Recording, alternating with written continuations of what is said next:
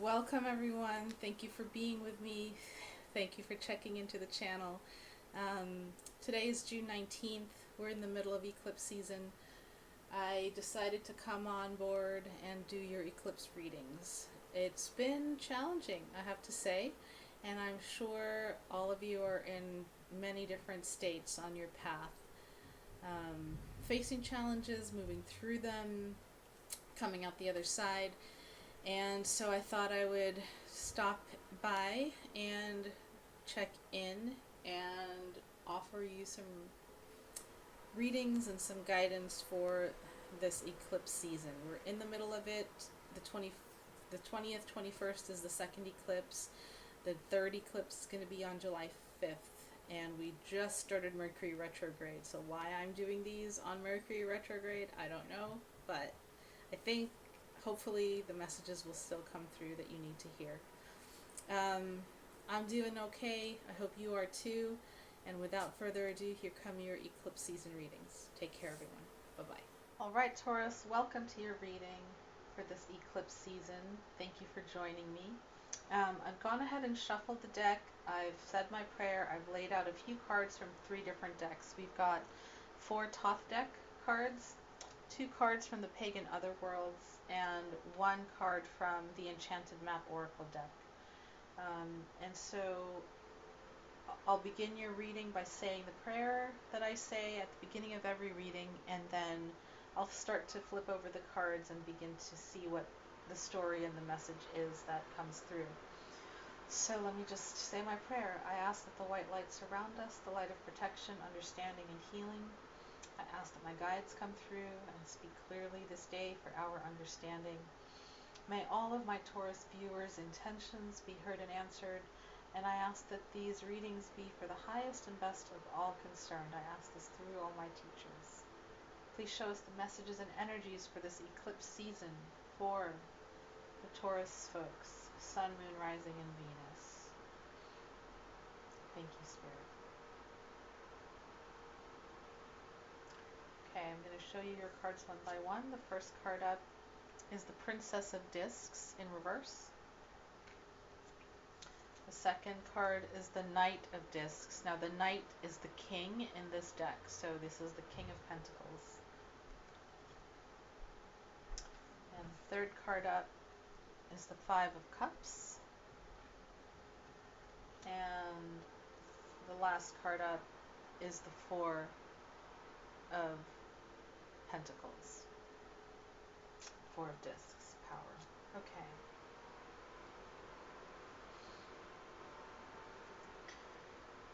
I'm just tuning in. My mind is beginning to construct the story, but I always like to tune into my guides as well.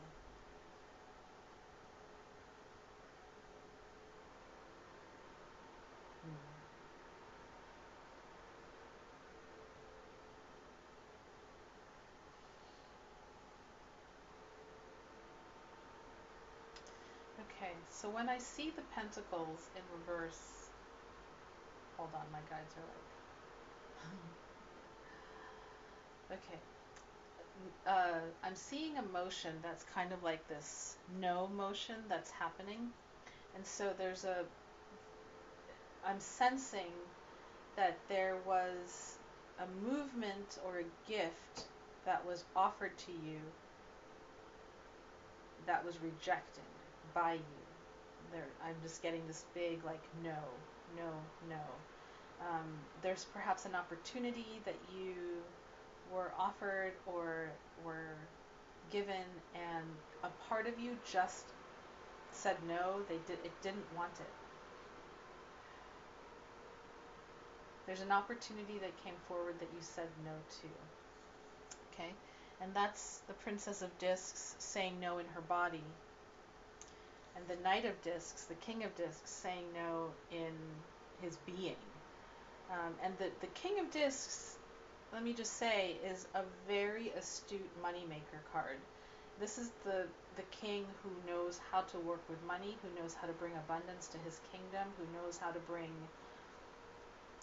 material wealth to him and to his citizens, the people who live in his kingdom, right? So when the King of Discs says no to something, it's a big deal. If someone's offering him $1,000,000, it's a big deal to him to say no to that. And so what I'm getting is that for whatever reason you said no to something. Perhaps it didn't align with your values, whatever, but you're feeling disappointed about the saying no. Could have been a business deal, it could have been a friendship that socially would have brought some sense of abundance and, stability, something. And you said no to it, and so there's a disappointment there. For some of you, well, that's getting a little personal. Anyone who has a more personal no that they've done that would like a personal reading, please reach out. There's a big disappointment, and it could be material, it could be other things. And you're trying, I feel like you're trying to reconnect with your power at this eclipse season. The Four of Pentacles is really being grounded, really being strong, really setting your foundation down. This is the foundation of a pyramid, right? And so the pyramid moves up, but the foundation is a very solid square. And what I'm sensing is that even though you've said no to this thing, and you may have lost a lot of potential wealth or abundance because you said no, you're standing in your power despite that disappointment. And you're really grounding in your power despite that disappointment. Okay? It feels like a specific message, so I don't know that it's going to resonate for everyone, but that's the story that I'm getting, is both the inner female and the inner kingly male said to whatever it was that was being offered forth. Now let's open up the Pagan Otherworlds cards. Okay, we've got the Knight of Wands. Very impressive riding on a stag. And we've got the Four of Wands in reverse. Okay.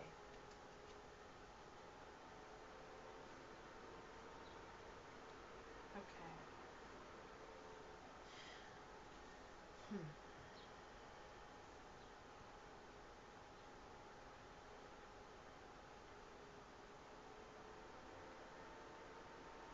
All right, so the story is continuing on the disappointment route. What I'm seeing is this Knight of Wands, very fiery, very passionate, very go go go energy, really in fast movement, had an offer for you, and again you said no to it. It was too fast for you. It was too much movement for you. The groundedness of the Taurus in you just couldn't flow with that fast moving energy. And so there's a partnership that has upended. And I think that's what you're dealing with this eclipse season.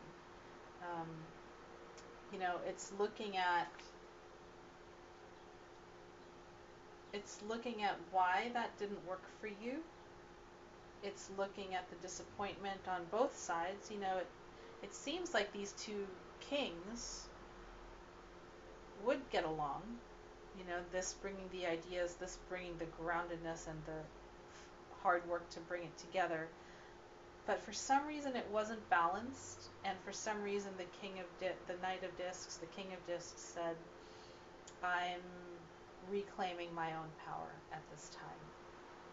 And so this Knight of Wands, you may be dealing with an Aries, a Leo, or a Sagittarius, is having to regroup from this loss. It feels like they feel the loss more than you do. You feel more the disappointment in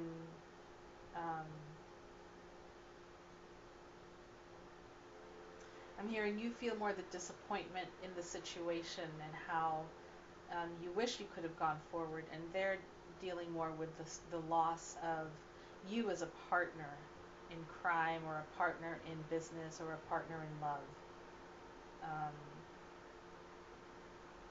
Yeah, there's something in you that just wasn't willing to share the power. Um, and that's what's moving through you at this eclipse season time, is learning those lessons, gleaning those lessons from this partnership.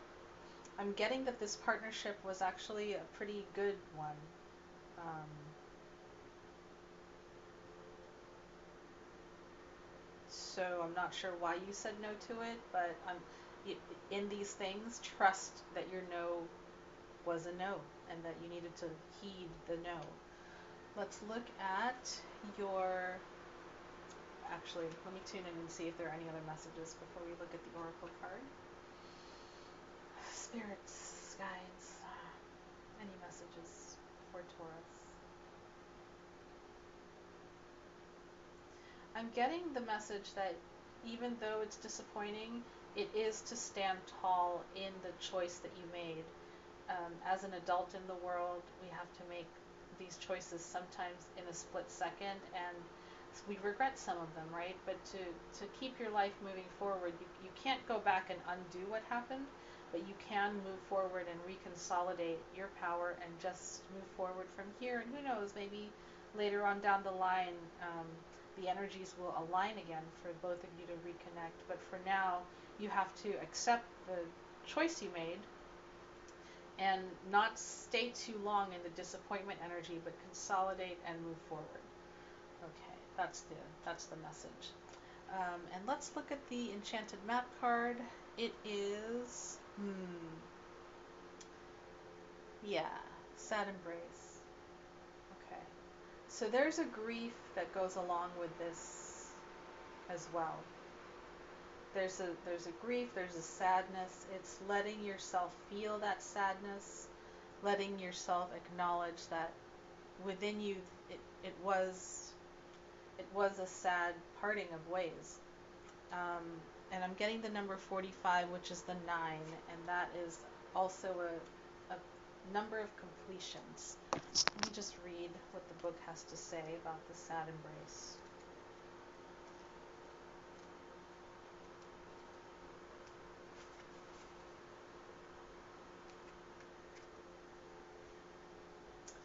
Loss is a part of life. Let go and allow time to heal you. You may be entering into a period where loss is a theme. Perhaps you're having to let go of a long cherished dream. If so, take heart, for this ending may have been for your highest good. A better and more powerful dream will be realized in your life if you can accept the loss. Relationships based on faulty foundations are meant to end at this time. Disappointment is a form of perception. If your expectations weren't met, a sense of loss arises along with the sadness and grief. Express these emotions. Tears are like healing rain that can restore life to a parched inner landscape. Growth is always assured. Whatever the loss, however great it is, let go and experience your feelings so that you may soon see what beauty lies ahead. Wonderful. So the message here, I know I just said not to stay in the disappointment too long, but the message that the oracle card gives is to honor the feelings of grief and loss within you, right? So when I say don't stay there too long, I don't mean don't go there at all. I don't mean to repress it. I mean acknowledge it, feel it. Don't court it, however. Like as you allow feelings to flow, as you allow the sadness to be there and to rise up from time to time as grief does, sit with it, allow it, let it move through you so that you can reconsolidate into the future and what the future will bring. Another message that I'm getting, Taurus, as I look at this is for this eclipse season, if you are disappointed in what happened with this partnership, take a look at where you are around the idea of sharing power with another person. Okay, I get that somehow this thing was about power dynamics, and you were not okay with whatever power dynamics were there. I don't know if you spoke up or not, or if you just said, no, this isn't okay for me, goodbye. But look at where your relationship to sharing power could have affected this decision that you made. And maybe it maybe it's a lesson in it's okay to stand up for more power. Maybe it's a lesson in look at where you were over eager for more power and not humble enough. It's going to be different for everybody, but the word power keeps coming forward. So not to blame yourself. I'm not saying that, but examine your relationship to power and what the power dynamics were and how you navigated that in this relationship. Some people may have navigated it really well and it was the right thing to do to end this um, partnership. Other people, it may have been a knee-jerk reaction, and so again, take a look and see what you can learn from the situation for the next piece of your life. But in the meantime, it's not just an intellectual understanding of it, it's also processing the loss and the sadness. So that's what's moving through your life at this time. All right, Taurus, tune in and see if there are any other messages that want to be shared.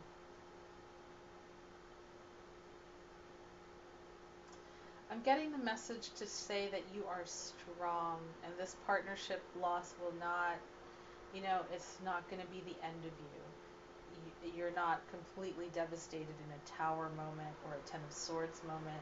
This is just something to learn from and to move forward from. And I'm actually getting that it was a good choice ultimately. It's just that the eclipse season is kicking up all the things that need to be kicked up for you to purge, release, feel it all, and be clean in moving forward with your next chapter. All right, Taurus, I hope that resonated. If it didn't, please reach out. I'm happy to be of service. Namaste, aloha, and so much love, as my astrologer K Pacha would say on his videos. Shout out to K Pacha.